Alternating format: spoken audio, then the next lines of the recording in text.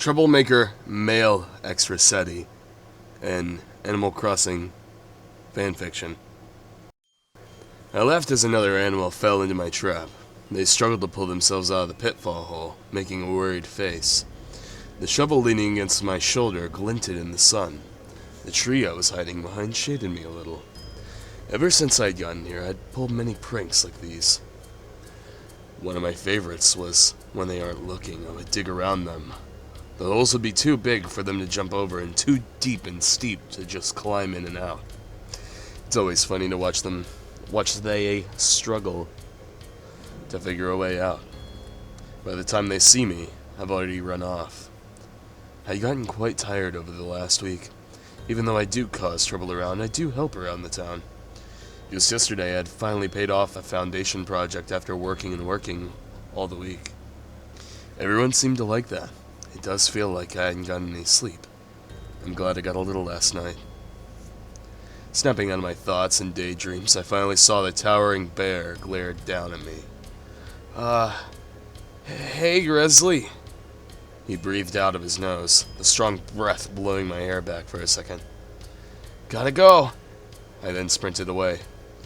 Slamming the door to my house shut, I made sure to lock it. It looks like I pissed off the wrong bear today. I leaned against the door and slid to the floor. God, I was tired. Why am I so tired?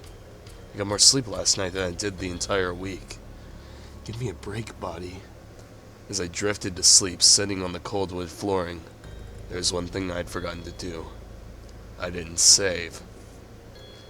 As I came back to consciousness, my dark house greeted my unfocused eyes.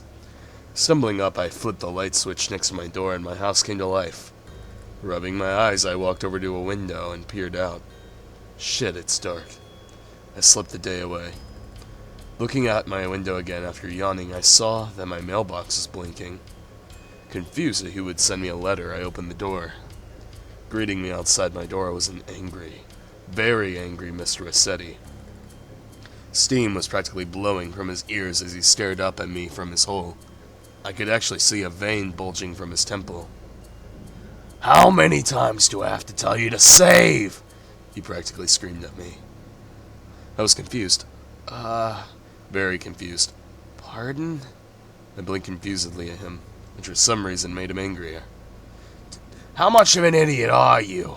First, it's countless times you ever get to save, and now you look like I'm speaking out of my ass when I say anything about it. His words were ground through his teeth, and his eye was twitching. It suddenly clicked. I held my hands out, trying but failing to calm him down. Whoa, man. Please calm down. I was extremely tired before, and I fell asleep before saving. My explanation seemed to have calmed him, but only a little though, before he got angry again. No, I've had enough. First you a troublemaker around town, and now you're trying to save yourself from getting yelled at from not saving? He started to climb out of his hole, confusing me as to why he would. Once out fully, he stood straight up and took a step towards me before grabbing the front of my striped shirt. I was scared. He looked like he would hit me at any moment. You need to be punished. I braced myself to be punched or kicked, but instead squeaked in surprise as I was suddenly dragged into my house. What was going on? My mind twisted and turned as I was dragged throughout the house and onto my bed. The soft blue of the ceiling greeted me as I was thrown onto the back of my bed, blinking the dizziness away. I got onto one elbow and stared at the mole. Taking off his helmet and dropping into the ground, he dropped his pickaxe too. What was happening dawned on me as he unclasped his overalls and dropped them to his ankles. My eyes felt like they were going to pop out of my head as I stared at his member. It wasn't erect, fully yet, but it was already huge. I had never had sex before, boy or girl, so I knew if this thing went into me, I was going to break. Mr. Resetti, my words were tumbling over each other. Don't do this. My breaths were already coming out in pants as my nerves came alive on overdrive. No, I do. Somebody needs to teach you a lesson. His white, long-sleeved shirt was still on as he walked over to me. Pushing me down, he ran a hand up my leg before it slowly rubbed around my penis.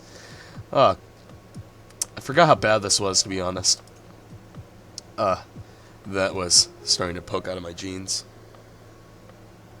His hand left my pants, and he pulled my shirt over my head and threw it to the ground. I was left laying there, shirtless, bright red in the face, as he stepped back and looked at me. "Not bad," he mumbled, running a hand over my chest. With all the work I do around the village, my chest had started to get a little defined.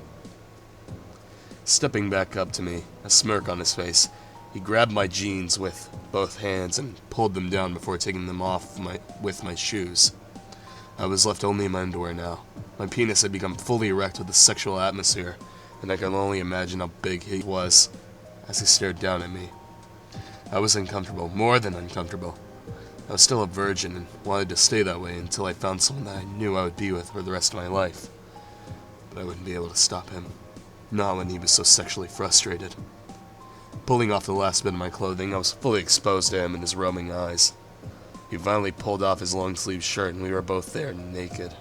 Him staring at every crevice and detail on my body. And me staring at the wall with a bright red face and frustrated tears stinging my eyes. I looked at him when he started to move and watched the fright as he climbed on top of me. I looked away as his face goes up to my ear, his fur tickling my cheek and ear. "You have such a nice body. Can't wait for it to be mine." His whisper tickled my ear and sent a chill down my spine.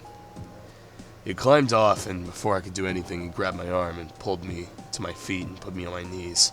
My eyes blinked as I stared at the large cock. It was bigger than I thought. I looked up at him and was greeted by his smirking face. "You should know what to do." I stared at him in a blank daze before he got frustrated with how long I was taking.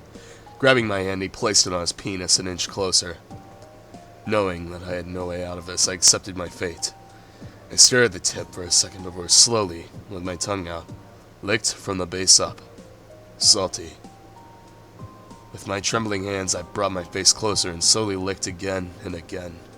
As I was getting mentally ready to lick again and seeing some pre-cum dotting the tip, I felt both of his hands go around the back of my head, and before I knew it, my mouth wrapped around his member and was halfway down before I started to choke. Forcing it out of my mouth, I coughed and wheezed. After catching my breath, I got the memo that he wanted it in my mouth. Slowly, I slid it into my mouth, stopping just before I was choking, and slowly started to bob my head up and down. The dick slowly became slick with saliva and pre-cum, and Mr. Resetti was moaning. I continued through his moaning. Through gritted teeth, he spoke, "I'm gonna come!" After he said that, a liquid sprayed in my mouth and I started to choke again. Pulling the member out, I coughed up some of the cum that had gotten stuck in my throat. My face and chest now slick with his white-hot cum. Panting, he motioned his penis to me. "Clean it!" I didn't object. My life already seemed like nothing else could go wrong if I already hit rock bottom. I licked and licked his dick until it was clean of any cum. My face, however, needs to clean itself. I grabbed my thrown shirt that was sitting next to me and wiped my face and chest clean. After Mr. Resetti was finished getting his breath, he told me to get on the bed, and I did as he told. With my legs over the edge, I sat there and watched him. He came over to me and pushed me down and opened my legs wide. I instantly shut them and held them to my chest. "Please," my voice came down in a whisper. "Haven't I done enough?" He barked out a laugh. "I've only just started." He tried to open my legs again, but I wouldn't let him. "Please, don't do that. I'll do anything else." My begging didn't work. "Having you is the main course, though. So you," he forced my legs open, "have to." I was crying and begging, but it fell on deaf ears. Opening my legs as wide as I could go, he lined up his fully erect penis to my hole. With one final beg from me, he started to push in. I felt like I was going to tear. I probably was. My head was thrown back, teeth clenched, and hands balling into fists with the sheets in them in pain. He never let up, though. He pushed, and finally he reached the end. He stayed there for a bit, feeling how tight I was. "Damn, you're really tight," he mumbled. I was shaking, tears running down my face. Seeing how I was in pain, he leaned down, successfully managing to go deeper, and whispered in my ear, "You'll get used to it." He then proceeded to pull out and slam back in. He did that multiple times. After a while, I didn't know how much time passed. The pain slowly started to go away with each thrust. My loud moans had filled the room as he continued to pound me, him joining me. Before long, he flinched up and I felt something filling me.